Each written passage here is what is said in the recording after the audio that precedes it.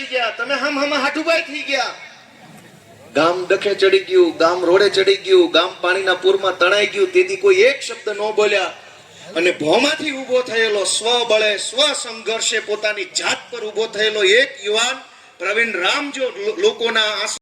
પણ અમે તો સંઘર્ષનો રસ્તો લાંબો કાપીને અહીંયા પહોંચ્યા છે. આ આખું મેદાનની અંદર લોકો આવ્યા છે. શું કામ આવ્યા છે? રૂપાળા છીએ એટલે? હું ધારાસભ્ય છું એટલે આવ્યા છો? નહીં.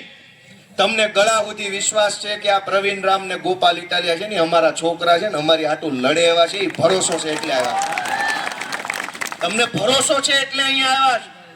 અમે બે રૂપાળા છીએ એટલે નહીં. આમ આદમી પાર્ટી છીએ એટલે તમે નથી આવ્યા. હું ધારાસભ્ય ચૂંટાઈ ગયો એટલે નથી આવ્યા. તમે તો ઘણા ધારાસભ્યો બનાવીને બેઠેલા માણસો છો. તમે અહીંયા એટલે આવ્યા કે છાતીએ પાણી છે કે બાદ છે ને અમારા વતી તો આ બે જ બાદ છે. અમે છાતીએ પાણી છે ને એટલે આ બધા બેઠા છે. મને રમેશભાઈ ભેડાએ વાત કરી. ક્યાં ગયા? રમેશભાઈએ મને વાત કરી કે અમારા ગામનો ઇતિહાસ છે, કોઈ દી આ ગ્રાઉન્ડમાં એટલું માણા ન હોય. મેં કીધું એમાં જ ઓલા ભુરાયા થયા કે અમારી સરકાર તો અમારામાં આવે નહીં, કોંગ્રેસ વાળા કે અમે વિપક્ષ અમારામાં આવે નહીં.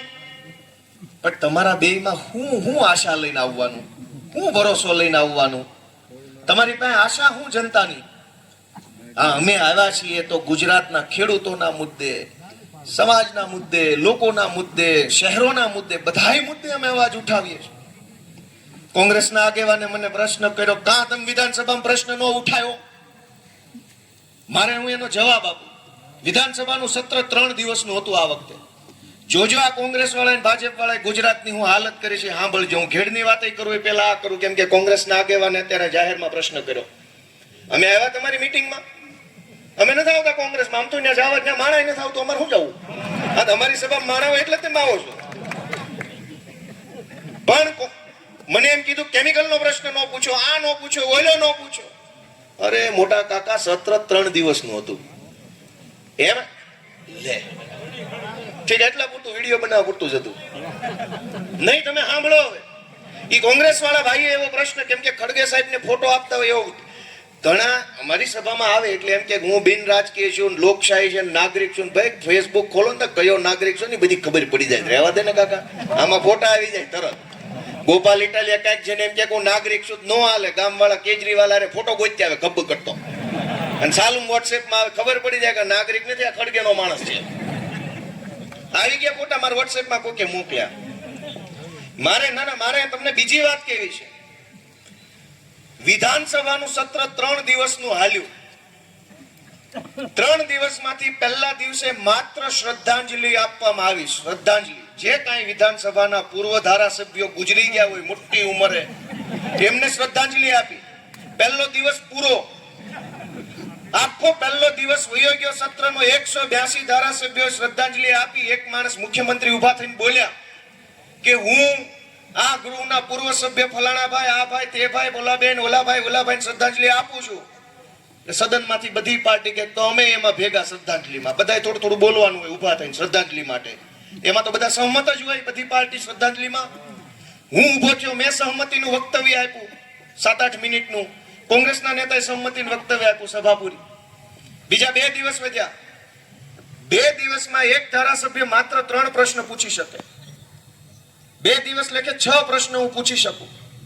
6 પ્રશ્ન તો હું પૂછી શકું. જવાબ કેટલા ના આપશે ભાજપની સરકાર? જે પ્રશ્ન ડ્રોમાં આવે ને એના.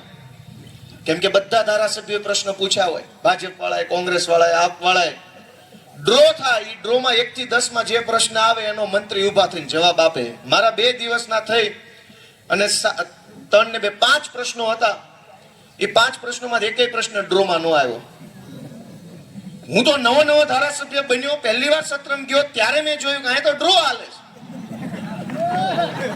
તમે કોંગ્રેસ વાળા 30 વર્ષથી વિધાનસભામાં બેઠા છો, કેમ બોલ્યા નહીં? 2017 ની ચૂંટણીમાં 90 સીટો આપી ગુજરાતની જનતા અને ગામડાના ખેડૂતોએ. કેમ વિરોધ ન કર્યો ભાજપનો? કે પ્રશ્ન પૂછવા ઉપર મર્યાદા છે. 3 જ પ્રશ્ન પૂછીએ કે ધારાસભ્ય, એ 3 માંથી ડ્રોમાં આવે તો જ જવાબ આપે. આવા બધા તો કાયદા 30 વર્ષથી વિધાનસભામાં હાલે છે. ભાજપ વાળા અને કોંગ્રેસ વાળા હંપીને હાલતા હતા. હું વચ્ચે ગયો ને એમાં એના પેટમાં તેલ રેડાણું ને એટલે અહીંયા ગોહો કરવા આવે છે. એટલે અહીં આડા આવે છે કે આને અમારું બધું ખુલ્લું પાડ્યું. એકનો એક પ્રશ્ન 20 વખત પૂછે છે. મેં વિડીયો બનાવ્યો, કોને કોને જોયો? એકનો એક પ્રશ્ન 20 ધારાસભ્ય પૂછે, ભાજપ વાળા અને કોંગ્રેસ વાળા. શું કામ? અમારા પ્રશ્નો એકનો એક પ્રશ્ન 20 વાર પૂછે તો ગોપાલભાઈ નો વારો 21મા નંબરે વયો જાય. 21મા નંબરે જાય તો ડ્રોમાં નો આવે. આ બધું હું તો હજુ 1.5 મહિનાથી 2 મહિના ધારાસભ્ય બન્યો છું ત્યાં, પણ તોય મને ખબર છે 30 વર્ષથી વિધાનસભામાં વિપક્ષમાં બેઠેલા કોંગ્રેસના લોકો નહોતી ખબર. ગુજરાતમાં માત્ર 28 દિવસ વિધાનસભાનું સત્ર હાલે છે. તમે કેટલા દિવસ કામ કરો છો મહિનામાં? રવિવાર આવે છે કોઈના જીવનમાં, ખેડૂતોના જીવનમાં? આખી જિંદગી રવિવાર નથી આવતા આપણા જીવનમાં. તહેવાર હોય તો સવારમાં પૂજા દીવાબત્તી કરીને વાડીએ વહી જવું પડે, ઢોર દોવા પડે, ગાડું આંકવા, ટ્રેક્ટર આંકવા જવું પડે. ગુજરાતની વિધાનસભા માત્ર આખા વર્ષમાં 28 દિવસ કામ કરે છે. ગુજરાતના તમામ ધારાસભ્ય માત્ર 28 દિવસ સત્રમાં બેસે. મુખ્યમંત્રી, કેબિનેટ મંત્રી, રાજ્યના મંત્રી, રાજ્ય કક્ષાના ધારાસભ્યો બધા 28 દિવસનું સત્ર હોય છે. ફેબ્રુઆરી મહિનામાં 25 દિવસ ને સપ્ટેમ્બર અથવા ઓગસ્ટ મહિનામાં 3 દિવસ. હું નવો ગયો તોય મને ખબર પડી ગઈ કે આ તો ચોરી છે. 30 વર્ષથી કોંગ્રેસ વાળા બેઠા, નહીં ખબર પડી કે આ ચોરી છે? ખબર તો હતી, પણ ચોરીમાં ભાગ છે. મારો ભાગ હોય તો મારે થોડું બોલાય. ગોપાલભાઈ નો ક્યાંય ભાગ નથી એટલે ગોપાલભાઈ બોલે છે. ગોપાલભાઈ બોલે છે એટલે નથી ગમતું તો અહીંયા સભામાં બખાડા કરવા આવે છે. અમે કીધું કે અમે તો નવા રાજકારણમાં આવ્યા, બળતરા લઈને આવ્યા છીએ, પીડા લઈને આવ્યા છીએ, ખેડૂતના દીકરા છીએ. અમને દુઃખ લાગ્યું બહુ કે આ શું હાલે છે. હવે અમે બાજશું, અવાજ ઉઠાવશું, બોલશું ગુજરાતની જનતા માટે. એ પીડા લઈને અહીંયા આવ્યા. સાચા દિલથી સંઘર્ષ કર્યો, કામ ચોરી ન કરી, અંદરખાના સેટલમેન્ટ ન કર્યા. તેથી ખેડૂતોએ અમારા માથે હાથ મૂક્યો છે. તમે જો કામ કરી જ લીધું હોત, ઘેડનો પ્રશ્ન પૂરો થઈ ગયો તો પ્રવીણ રામ ક્યાં હાલીને જાત? ક્યાં જાતી? બોલો હાલો ભાઈ. ઘેડમાં કોઈ પ્રશ્ન જ ન હોત તો આ ઘેડ બચાવો યાત્રા ને હાલીને જાવ ને બધું ક્યાં કરે? પ્રશ્ન નથી સોલ્વ થયો એટલે તો હાલે છે. કોણ નેતા હાલે છે કયો? પ્રવીણભાઈના પગમાં ફોડલા થઈ ગયા, મેં ફોટા જોયા.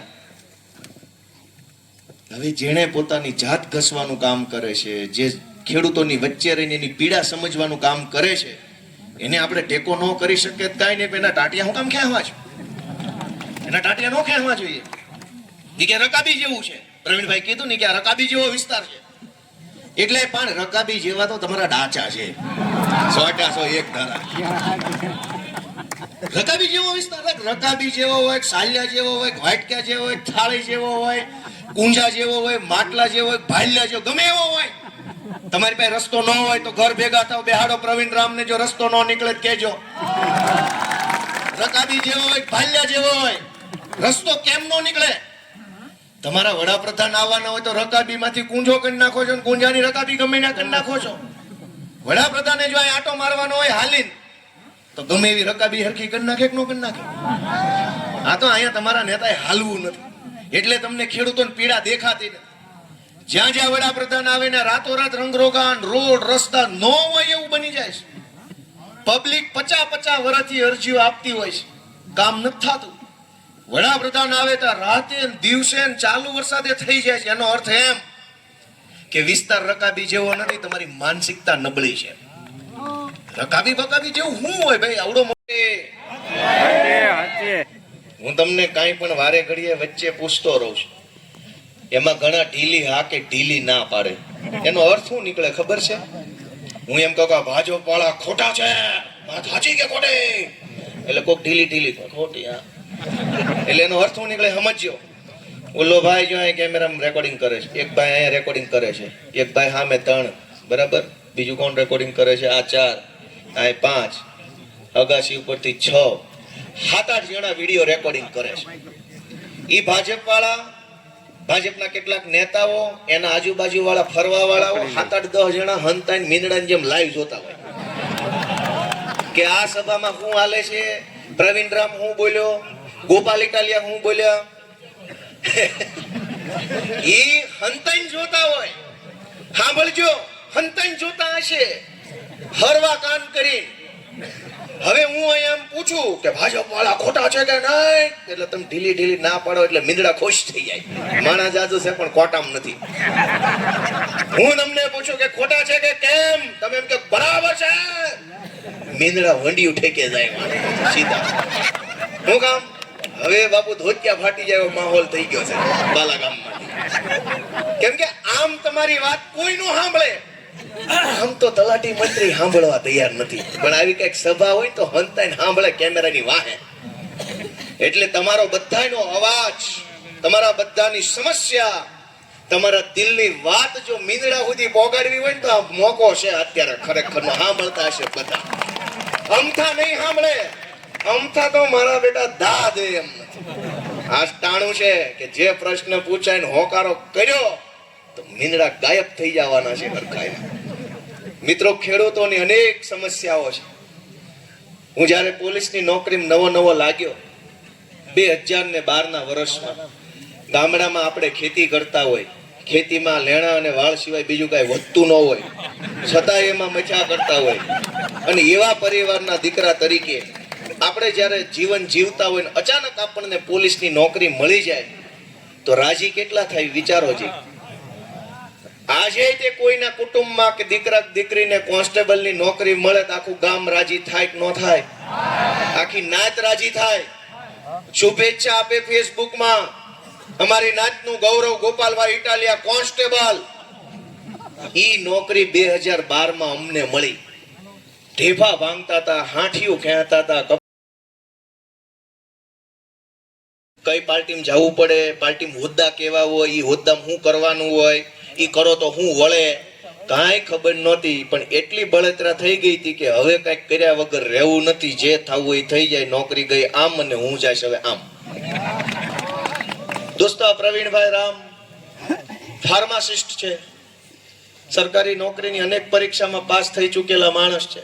ધારાસભ્યથી આજે નથી બન્યા, હાલે છે ને ઉઘાડા પગે, લોકોની વચ્ચે રહે છે.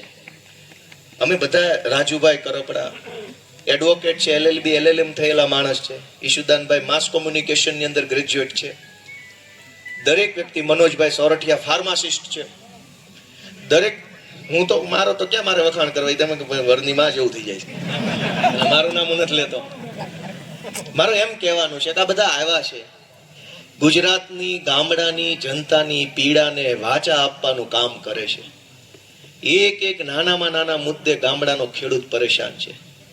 મેં વિધાનસભામાં પ્રશ્ન પૂછ્યો કે જુનાગઢ જિલ્લા સહકારી બેંકના કરતા ધરતાઓએ ચૂંટણી હતી એટલે 5-5 લાખ રૂપિયા ખેડૂતોને 0% વ્યાજ પેટે આપી દીધા, અને હવે વાહેથી ઉઘરાણી કરે છે કે પૈસા 2 લાખ પાછા નહીં આપો તો 12% વ્યાજ ભરવું પડશે. આ પ્રશ્ન મેં વિધાનસભામાં પૂછ્યો. ભાજપની સરકારે મારો પ્રશ્ન રિજેક્ટ કરી દીધો કે સરકાર આ પ્રશ્નનો જવાબ આપવા માંગતી નથી. મને કોઈ જવાબ ન મળ્યો. ચિઠ્ઠી મળી, તમારો પ્રશ્ન ના મંજૂર કરેલ છે.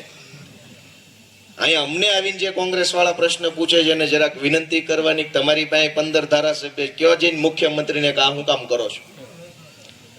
મેં વિધાનસભામાં પ્રશ્ન પૂછ્યો કે ગુજરાતમાં કોઈ પાક વીમા યોજના છે કે કેમ? સરકારે ના પાડી દીધી, કોઈ યોજના નથી. દોસ્તો,